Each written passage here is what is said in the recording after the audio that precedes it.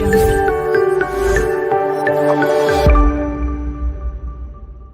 guys, so how are you? I hope you are fine and hope you are doing very well.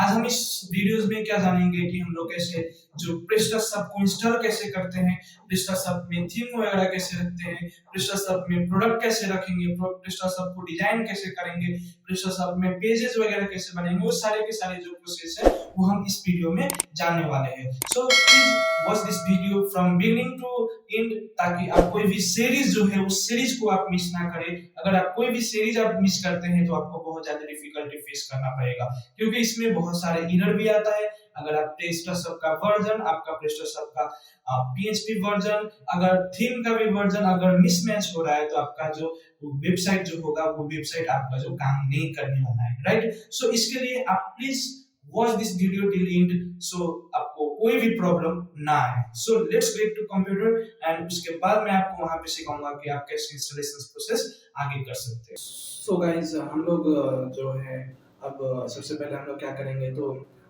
DNS और domain को propagation होने के बाद में हम लोग का जो SSL जो है वो इंस्टॉल हो चुका है, और इंस्टॉल होने के बाद में अब हम लोग क्या करेंगे तो PrestaShop जो है उसको हम लोग इंस्टॉल करेंगे। ठीक है, PrestaShop को इंस्टॉल करना है हमारे किस में तो डोमेन में। वो सिंपल आपको इंटरफेस जो है, इंटरफेस आपको cPanel का जो इंटरफेस होगा वो आपको इस तरीके से देखने को मिलता है। ठीक है, अब आपको इसमें क्या करना है, आपका इंटरफेस जो है according to hosting provider your interface of the cPanel can be change, but सब में जो चीज कॉमन जो होता है वो आपको स्क्रीन पे सुनाई दे रहा है, दिखाई दे रहा है। ठीक है, आपको दिखाई दे रहा है स्क्रीन पे। सो अब आपको क्या करना है इसमें, सबसे पहले चले जाना है Softiculous में जाना है और Softiculous ऐप इंस्टॉलर में क्लिक करना है, राइट। Softiculous ऐप इंस्टॉलर में क्लिक करने के बाद में आपको ई-कॉमर्स में जाकर और PrestaShop में जाना है, राइट। सो PrestaShop में जाने के बाद अब यहाँ पे आपको इंटरफेस जो है PrestaShop को जो है यहाँ पे आपको देखने को मिल जाएगा। अब सिंपली हम लोग को क्या करना है तो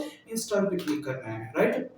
इंस्टॉल में क्लिक करने के बाद में अब आपको क्या करना है तो इसमें जो डोमेन होता है, जिस डोमेन पे आपको इंस्टॉल करना है उस डोमेन को आप लोग सेलेक्ट कर लीजिए। ठीक है, जैसे कि मुझे यहाँ पे डोमेन का नाम है इलेक्ट्रोमैग्नीज, इसको हम लोग क्या किए तो सेलेक्ट कर लिए। उसके बाद जो हमारा एडमिन URL रहेगा, एडमिन ईमेल, सो एडमिन ईमेल जो रहेगा हम लोग यहाँ पे कर लेंगे, और पासवर्ड जो है वो पासवर्ड भी हम लोग यहाँ पे डाल देंगे, राइट। सो ये पासवर्ड और ये ईमेल डालने के बाद में हम लोग सिंपली क्या करेंगे तो इंस्टॉल पे क्लिक कर देंगे, राइट। अभी इंस्टॉलेशन होना शुरू हो चुका है, ये हो गया आपका चेकिंग सबमिट डाटा। ठीक है, और ये आपको सर्टेन टाइम लगेगा, और इंस्टॉल होने के बाद में इसमें हम लोग क्या करेंगे तो सबसे पहला काम सब होगा जो हमें अब किस चीज कौन सा लैंग्वेज में चाहिए ये वेबसाइट, राइट। तो कौन सा लैंग्वेज में चाहिए वो लैंग्वेज हम लोग को पहले चूज करना पड़ता है, इंस्टॉल करना पड़ता है, राइट। सो अगर आपको इंग्लिश में चाहिए तो डिफॉल्ट आपका इंग्लिश में ही आ जाएगा। अगर आपको इंग्लिश में नहीं चाहिए, दूसरे लैंग्वेज में चाहिए, तो आप लोग को क्या करना पड़ेगा तो पहले आप अपना PrestaShop का जो डैशबोर्ड होगा उस डैशबोर्ड में जाने के लिए आपको उस लिंक पे क्लिक कीजिए, और क्लिक करने के बाद में अपना यूजर नेम एंड पासवर्ड डालने के बाद में पासवर्ड डालिए ELKTROMAGNIS.com, और इसके बाद जो अपना पासवर्ड हो गया वो पासवर्ड अब हम लोग टाइप करेंगे, राइट। एडमिन यूजर नेम और ईमेल, पासवर्ड डालने के बाद में हमारा जो डैशबोर्ड है फर्स्ट टाइम का इंटरफेस जो रहेगा इस तरीके से हम लोग को देखने को मिल जाएगा, राइट। अब इसमें हमें हमारा क्लाइंट जो है उनको देना है स्पेन लैंग्वेज में इंस्टॉल करके वेबसाइट एक रेडी करके देना है, राइट। तो इसमें अब हम क्या करेंगे, सबसे पहला काम रहेगा लैंग्वेज को इंस्टॉल करना है। सो लैंग्वेज को इंस्टॉल करना है तो इंटरनेशनल में चले जाएंगे और लोकलाइजेशंस में चले जाएंगे, राइट। लोकलाइजेशंस में जाने के बाद में आप जो है यहाँ पे कौन सा कंट्री का चाहिए, इफ आपको जर्मनी चाहिए, इफ आपको स्पेन चाहिए तो आप जर्मनी कंट्री चूज कर सकते हैं, स्पेन कंट्री चूज कर सकते हैं, फ्रेंच कंट्री चूज कर सकते हैं। सो इसका मतलब क्या रहेगा, आप अपना जो स्पेन है वो स्पेन चूज कर लेंगे, या जर्मनी जो है जर्मनी चूज कर लेंगे, और उसके बाद इंपोर्ट पे आप क्लिक कर दीजिए, राइट। इंपोर्ट पे क्लिक करने के बाद में आपका जो इंफॉर्मेशन सब रहेगा, जो लोकलाइजेशंस में जो आपका कंट्री वगैरह सब हो गया वो सब आपका इंस्टॉल हो गया। सो अब हम लोग क्या करेंगे, डिफॉल्ट लैंग्वेज चूज कर लेंगे Spain, because we want our website to be done in Spain, Spanish, so we are selecting this Spain language. And default country we are going to choose Spain, right? And then after default currency जो हो गया वो हम लोग करेंगे euro, ताकि हमारा जो साइट रहेगा वो साइट हमारा यूरो में रहेगा। यूरोप स्लैश स्पेन का क्या रहेगा टाइम जोन, तो मैड्रिड। और उसके बाद हम लोग क्या करेंगे तो सेव पे क्लिक कर देंगे। ओके, सो नीचे आने के बाद में हमारा अब देखना है कि लैंग्वेज आइडेंटिफायर। ऑफ कोर्स आपको लैंग्वेज आइडेंटिफायर आपको चेंज करना पड़ेगा, क्योंकि पहले जो डिफॉल्ट था वो इंग्लिश में था, अभी जो हमको चाहिए वो स्पेनिश में चाहिए। इसलिए हम लोग क्या करेंगे, लैंग्वेज आइडेंटिफायर पे क्लिक करेंगे और वहां पे हम लोग लिखेंगे ES, और उसके बाद कंट्री आइडेंटिफायर में भी ES लिखेंगे, because we know that language identifier is ES and country short code is ES। So इसलिए अब हम लोग क्या करेंगे तो इसमें दोनों में ES लिखेंगे और सेव कर देंगे, राइट। सो अब हमारा यहाँ पे क्या हो गया, तो डिफॉल्ट लैंग्वेज सब चेंज हो गया, डिफॉल्ट कंट्री भी चेंज हो गया, करेंसी भी चेंज हो गया, ये सारी की सारी जो चीज है वो हमारी चेंज हो गई। अगर आप यहाँ पे लैंग्वेज में जाएंगे और आप डिलीट करने की कोशिश करेंगे स्पेन इंग्लिश लैंग्वेज को, तो ये अभी डिलीट नहीं होगा। क्यों? क्योंकि अभी भी हमारा जो डैशबोर्ड का लैंग्वेज है वो इंग्लिश में ही है। सो अब हम लोग क्या करेंगे तो योर प्रोफाइल में जाएंगे, राइट, और उसके बाद यहाँ पे स्पेन पे क्लिक करेंगे and then after we will make it save. अब क्या होगा, हमारा जो डैशबोर्ड और फ्रंट एंड दोनों की दोनों जो हो गए अब हमारी स्पेनिश लैंग्वेज में आ चुकी है, राइट। तो अब हम लोग क्या करेंगे, फिर से इंटरनेशनल में जाएंगे, लोकलाइजेशंस में जाएंगे एंड अब लैंग्वेज में जाएंगे, बिकॉज ये आपकी लैंग्वेज हो गया। और लैंग्वेज को जो हमारा डिफॉल्ट लैंग्वेज इंग्लिश था उसको हम लोग क्या करेंगे तो डिलीट कर देंगे, राइट। उसके बाद जो हमारा करेंसी जो था, करेंसी को भी हम लोग डिलीट कर देंगे, because we don't want extra currencies, है ना। इसलिए हम लोग क्या करेंगे तो यूएस डॉलर जो था उसको भी हम लोग डिलीट कर देंगे। ओके, सो इतनी सारी चीज होने के बाद में अब हम लोग क्या करेंगे, यहाँ का जो प्रोडक्ट वगैरह होगा वो प्रोडक्ट सब को भी हम लोग डिलीट कर सकते हैं, राइट। वो प्रोडक्ट सब, कैटेगरी सब जो डिफॉल्ट आता है, जो डेमो, एक बार आप जो डेमो होम सेक्शन होगा वो कैसा दिखता है आपको हम दिखा रहे हैं। एक बार देखिए, इस तरीके से आपको ये जो है दिखाई देगा, राइट, ये ऐसे आपको दिखाई देगा। अब हम लोग क्या करेंगे तो जो प्रोडक्ट है, ये प्रोडक्ट को हम लोग पहले करेंगे सेलेक्ट ऑल, उसके बाद delete selections and delete now करके हमारे जो सारे के सारे जो डिफॉल्ट प्रोडक्ट थी उसको हम लोग क्या किए तो डिलीट कर दिए, राइट। अब उसके बाद जो हमारा कैटेगरी है, कैटेगरी को भी हम लोग डिलीट करेंगे, बिकॉज वो सारी की सारी जो है हमारे कैटेगरी, वो कैटेगरी भी हमारा डिफॉल्ट कैटेगरी है। सो इसको हम लोग क्या करेंगे तो सेलेक्ट करके डिलीट ऑल में करके डिलीट कर देंगे, राइट। Okay, good. सो इसके बाद हमारा प्रोडक्ट भी डिलीट हो गया, कैटेगरी। अब इसमें हमारा इंटरफेस, उस टाइम हमारा प्रोडक्ट वाला इंटरफेस दिखाना था, पर अब जो है इंटरफेस ऐसा नहीं दिखाई देगा, राइट। सो अब हम क्या करेंगे, अब हम लोग को शुरू में क्या चाहिए तो थीम चाहिए, राइट।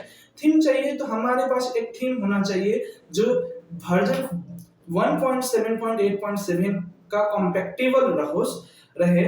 उसके बाद हम लोग क्या करेंगे तो उसको इंस्टॉल करेंगे। सो हम मेरे पास ऑलरेडी एक थीम है, सो उस थीम को मैं क्या करूंगा, प्रीमियम थीम है जो मैंने ऑलरेडी डाउनलोड करके रखा है, और यहाँ से मैं क्या करूंगा तो डाउनलोड एक्सट्रैक्ट करूंगा और यहाँ से कोई एक जो थीम है उसको मैं एक्सट्रैक्ट करूंगा, बिकॉज हमें जो फाइल चाहिए वो इंटीरियर फाइल होगा। इसलिए हम लोग क्या करेंगे अभी तो हम लोग इसको एक्सट्रैक्ट करके और थोड़ी सी वेट करेंगे ताकि हमारा जो एक्सट्रैक्शंस प्रोसेस है वो भी कंप्लीट हो जाए, राइट। सो इससे आपको क्या फायदा होगा कि आप जो है एक PrestaShop website, PrestaShop e-commerce website आप बोल सकते हैं।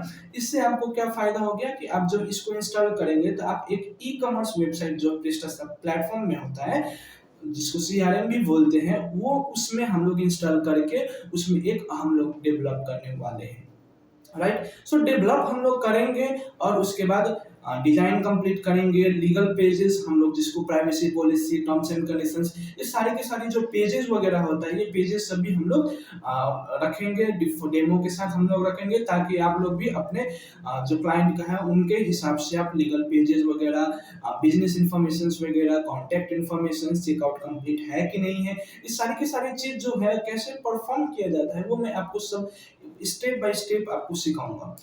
सो इसमें कभी कभी आपको कोई प्रॉब्लम भी आ सकता है, सो उस प्रॉब्लम का सॉल्यूशंस भी मैं बताऊंगा। अगर ये प्रॉब्लम हमारे इंस्टॉलेशन के दौरान आ रहा है तो हम उसको क्या करेंगे, सॉल्व भी करेंगे, एग्जीक्यूट भी करेंगे और वो अगेन हम लोग PrestaShop का वेबसाइट को कंप्लीट करेंगे। सो जैसे कि आप देख सकते हैं मेरा जो थीम है वो एक्सट्रैक्ट हो गया, इसके अंदर में जो है मेरा थीम सब हो गया, यहाँ पे डॉक्यूमेंटेशन सब हो गया, स्क्रीनशॉट वगैरह सब है कि नहीं, सोर्स फाइल सब है, ये सारी की सारी फाइल्स जो हमें रिक्वायर्ड है वो सारी की सारी यहाँ पे हमारे पास अवेलेबल है। अब हम लोग क्या करेंगे, हमारा जो ये PrestaShop है उसमें जाएंगे और अब थीम एंड सेटिंग लोगों में जाएंगे और यहाँ से हम लोग क्या करेंगे, तो पहले एक थीम जो है उसको हम लोग इंस्टॉल कर लेंगे। एड न्यू थीम पे क्लिक किया और उसके बाद जो जिप फाइल है, जिप फाइल के थ्रू आप कर सकते हैं, नहीं तो यूआरएल के थ्रू कर सकते हैं, या आप फाइल मैनेजर में इंस्टॉल करें, अपलोड करें और वहां से डायरेक्टली आप जिप फाइल जो है सेलेक्ट करके इंस्टॉल डायरेक्टली कर सकते हैं, राइट। सो मेरे पास ऑलरेडी जिप फाइल है, जैसे कि आपने देखा कि मैंने एक्सट्रैक्शंस करके और उसके बाद मैंने अपने सिस्टम में रखा हुआ है। अब हम सीधे सेलेक्ट करेंगे जिप फाइल। सो फाइल में जाने के बाद में हमारा जो फाइल होगा वो कुछ इस तरह रहेगा और यहाँ पे हम लोग जाएंगे थीम एंड यहाँ पे हो गया मिनिवा थीम इंस्टॉल, इसको हम लोग क्लिक करेंगे और जो हमारा सेव का ऑप्शन है उस सेव पे क्लिक करेंगे ताकि जो हमारा थीम सेलेक्ट हुआ है वो अब इंस्टॉल हो जाए, राइट। सो इंस्टॉलेशन हमारा जो है बहुत सिंपल है, सिंपल से सिंपल आप बोल सकते हैं, बहुत इजी है, इसको आप इजीली एग्जीक्यूट कर सकते हैं, अपलोड कर सकते हैं, इंस्टॉल कर सकते हैं, पर समटाइम्स में एरर भी आ जाता है और उस एरर को हम लोग सॉल्व करेंगे और सॉल्व करने के बाद में हम लोग क्या करेंगे, तो अपना फर्दर प्रोसेस कंटिन्यू करेंगे। तो एरर कैसे कैसा टाइप का आ सकता है आपके पास, एरर जो होता है अगर आप थीम इंस्टॉल कर रहे हैं तो थीम इंस्टॉलेशन के बाद में आपको क्या होगा कि लाइक वो जो थीम इंस्टॉलेशन करने के बाद में भी आपको एरर आएगा जिसमें आपको PrestaShop का वर्जन और आपका जो PHP वर्जन है वो मैच नहीं होने के कारण में आपको क्या होगा, तो थीम एरर आ सकता है, राइट। तो उस टाइप का एरर सबको आप क्या करना पड़ेगा, आप अपने कॉम्पैटिबल जो PHP वर्जन है उस वर्जन के साथ आपको क्या रखना पड़ेगा, तो दोनों को मिलाकर रखेंगे तो ये प्रॉब्लम आपके जो है जा सकती है। दूसरा टाइप का प्रॉब्लम क्या होता है कि जब आप थीम इंस्टॉल कर देंगे उसके बाद आप यूज थीम पे क्लिक करेंगे, मींस आप एक्टिवेट करेंगे, जैसे कि हम लोग वर्डप्रेस साइट सब पे करते हैं या कुछ और आपका एक्सपीरियंस है तो उस साइट पे हम लोग करते हैं कि पहले अपलोड करो उसके बाद एक्टिवेट करो, राइट।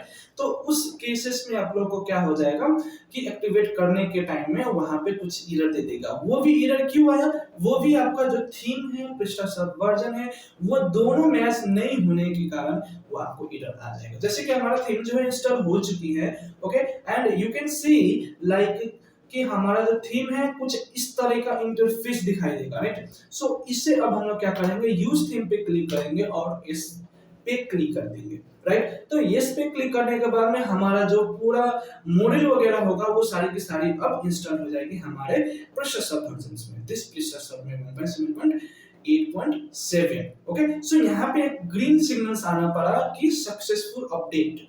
सो इसका मतलब क्या हुआ कि आपकी जो सारे के सारे मॉड्यूल वगैरह थे वो सारे के सारे मॉड्यूल आपको इंस्टॉल हो गई है PrestaShop में, राइट। सो अब इंटरफेस जो होगा, हमारा इंटरफेस जो है अब इस तरीके से कुछ दिखाई देगा, ऐसा दिखाई दिया। हमारे पास जो आ गया डायमेंशंस वगैरह आ गई, उसके बाद इमेज का साइज वगैरह सब यहाँ पे दिखाया हुआ है, यहाँ पे ब्लॉग वगैरह दिखाया है, यहाँ पे ब्रांड इमेजेस वगैरह दिखाया है, यहाँ पे साइन अप का ईमेल जो होता है सब्सक्रिप्शंस वाला वो आपको दिखाया गया है, और उसके बाद फुटर जो एकदम अच्छी तरीके से दिखाया गया है। ये सारी की सारी सेम टू सेम डेमो की तरह नहीं आएगी, इसलिए हम लोग क्या करेंगे, इसका डॉक्यूमेंटेशंस देखकर उसको हम लोग सॉल्व करेंगे, रखेंगे अपने अपने ओरिजिनल पोजीशंस पे, राइट। सो उसके बाद जो हमारा ये हो गया, अब क्या करेंगे, इसमें सारे के सारे मॉडल्स, अब मॉडल्स क्या होता है, ये सब चीज कहाँ से हम लोग प्रोवाइड करें, वो सारे मैं यहाँ पे दिखा रहा हूँ। सो आप कॉन्फिडेंसली आप यहाँ पे देखें, ठीक है। मॉडल में जाने के बाद में इसका जो नाम है मॉडल मैनेजर, जैसे मैं आपको इंस्टॉलेशंस के प्रोसेस में मैं दिखा दे रहा हूँ ट्रांसलेट करके, यहाँ पे देख सकते हैं मॉडल मैनेजर लिखा हुआ है। सो मॉडल मैनेजर पे आप क्लिक कीजिए, राइट। क्लिक करने के बाद आपको क्या ऑप्शंस आएगा, सो ये सारे की सारी मॉडल्स वगैरह हो गए। आपको डिजाइन जो करना है इस मॉडल्स को 3 करना है, ये नहीं कि आप एलिमेंटर की तरह आगे होम पेज में गए और एडिट विद एलिमेंटर कर दिए, उसके वैसा यहाँ पे नहीं होता है। वर्डप्रेस में होता है वो चीज, PrestaShop में ये चीज नहीं होता है, राइट। उसका अलग प्रोसेस है, एलिमेंटर PrestaShop में भी काम करता है पर उसका अलग मॉडल है, उसका अलग प्रोसेस है, राइट। तो वो भी मैं आपको सिखाऊंगा, पर सिंपली आप इसको कैसे कर सकते हैं वो चीज मैं आपको दिखा रहा हूँ। सो जो थीम के साथ में मॉड्यूल आता है वो सारे के सारे जो ये WP वगैरह करके और व्यू मोड पे करेंगे तो सारे के सारे जो WP वेव वाला जो मॉड्यूल वगैरह है वो सारे के सारे यहाँ पे आपको शो हो रहा है, राइट। तो विश लिस्ट हम लोग क्या करेंगे, अभी नहीं करेंगे। वेबी बाजार एंड ब्लॉग एंड दिस वगैरह सब है, इसको मैं कैसे करूंगा वो मैं बाद में दिखाऊंगा। उससे पहले मैं आपको सिखा दे रहा हूँ कि कैसे आप प्रोडक्ट है वो प्रोडक्ट को ऐड कर सकते हैं। सो कैटलॉग में जाएंगे, प्रोडक्ट में जाएंगे और प्रोडक्ट में जाने के बाद आप यहाँ से प्रोडक्ट डायरेक्टली ऐड कर सकते हैं, पर कैटेगरी पहले हम लोग ऐड कर लेते हैं, ठीक है। इसमें मैंने कैटेगरी पे क्लिक किया और उसके बाद ऐड कैटेगरी पे मैंने क्लिक किया, राइट। यहाँ पे मैं रख दिया कि mobile phone, right. Mobile phone रखने के बाद में मैं यहाँ पे आऊंगा और सेव कर दूंगा। इफ आपको कैटेगरी का इमेज बनाना है तो आप यहाँ से चूज कर सकते हैं, लाइक इमेज बनाइए, आप फोटोशॉप करके अपना इमेज बना सकते हैं। डायमेंशन 300 बाय 300 आपको जैसा लगे वैसा ही सबका कैटेगरी का इमेज जो है एक साइज का ही आप रखें, ताकि उससे क्या होगा आपका जो होम पेज में है वो इधर उधर ऊपर नीचे ना हो जाए। इसलिए आप 300 बाय 300 पिक्सल, 350 बाय 350 आपको जैसा लगे वैसा आप एक डायमेंशन चूज करके, पर सबका डायमेंशन एक ही रखें, राइट। सो उसमें अब क्या करना है, यहाँ से आप क्लिक करेंगे और जो अपना फाइल है तो उसको हम लोग कर लेंगे। जैसे कि मैंने ये कैटेगरी का इमेज बना दिया और जस्ट डेमो के लिए है, आप ज्यादा नोटिस मत कीजिए क्योंकि मैंने मोबाइल फोन रखा, उधर आप इमेज में देखेंगे तो वो ईयरफोन है। सो चलिए कोई बात नहीं, मैं इसको ही चेंज कर देता हूँ, ईयरफोन ही रख देता हूँ, ईयरफोन, राइट। अब इससे हमारा कैटेगरी का फोटो भी सेम टू सेम हो गया, राइट। अब इसके बाद सेव कर देंगे। जितना कैटेगरी चाहिए आप कंटिन्यूअसली आप ऐड कर सकते हैं, 1 2 3 4 5 जितना कैटेगरी चाहिए आपको वो सब क्लिक करके ऐड कर सकते हैं। सो एक कैटेगरी के लिए मैं दिखा रहा हूँ, ईयरफोन हो गया। प्रोडक्ट में हमको जाना है, राइट। और उसके बाद यहाँ पे क्लिक करना है ऐड प्रोडक्ट पे। ऐड प्रोडक्ट पे क्लिक करने के बाद ये हो गया टाइटल। सो टाइटल में हम लिख सकते हैं एक Samsung A45X earphone with high power. ये डेमो एक है, बस आप उसको नोटिस करना है, ये नहीं कि मैंने क्या लिखा उसको नोटिस नहीं करना है। अब यहाँ पे आप देख सकते हैं क्या है कि जो इमेज है, प्रोडक्ट इमेज जो है उसका डायमेंशंस कितना रखना है। इस पे क्लियरली लिखा हुआ है कि आप मिनिमम 800 बाय 800 डालें ताकि आपका जो प्रोडक्ट का इमेज हो वो एक्चुअली में अच्छी तरीके से फिट हो जाए। इसलिए हम लोग 800 का हम लोग इमेज बनाएंगे और वो प्रोडक्ट का इमेज यहाँ पे डालेंगे, ठीक है। एग्जाम्पल के लिए मैं यहाँ पे डाल रहा हूँ कोई एक इमेज, ये मानो मेरा 800 बाय 800 का साइज का इमेज हो गया। अब बोलेंगे फीचर इमेज कौन सा है, गैलरी इमेजेस कौन सा है, तो इसमें कोई भी आप एक इमेज पे चूज करें और वहां पे आप अपलोड कर दे। इसमें मल्टीपल आपको अपलोड करना है, देन आप अपलोड कर सकते हैं मल्टीपल्स, ओके। जैसे कि मैं यहाँ पे मल्टीपल में ये डाल दिया, ठीक है। सो यहाँ पे 2 इमेज हो गई। इसमें कैटेगरी कौन सा, फीचर इमेज कौन सा है और गैलरी इमेज कौन सा है, तो वो आपको कैसे पता करना है। यहाँ पे आप देख सकते हैं जो पोटाडा लिखा हुआ है वो क्या होता है आपका कैटेगरी, सॉरी फीचर इमेज हो गया। और ये जो वगैरह सब हो गया फोटो, आप जितना भी फोटो आप डालेंगे तो वो सब हो गया आपका गैलरी इमेजेस, ओके। और ये पे short descriptions, this is short descriptions. आप यहाँ पे जो चीज चाहिए आपको वो चीज यहाँ पे लिख सकते हैं। ये हो गया long descriptions, this is long descriptions, you can put everything. 21,844 से ऊपर नहीं लिख सकते हैं यहाँ पर, ठीक है। अगर आपको ब्रांड वगैरह सब ऐड करना है तो यहाँ पे ये ऑप्शंस दे हैं, मार्का मीन्स ब्रांड होता है, राइट। तो ब्रांड है तो आप यहाँ पे क्लिक करें और यहाँ से आप चूज कर सकते हैं कोई ब्रांड।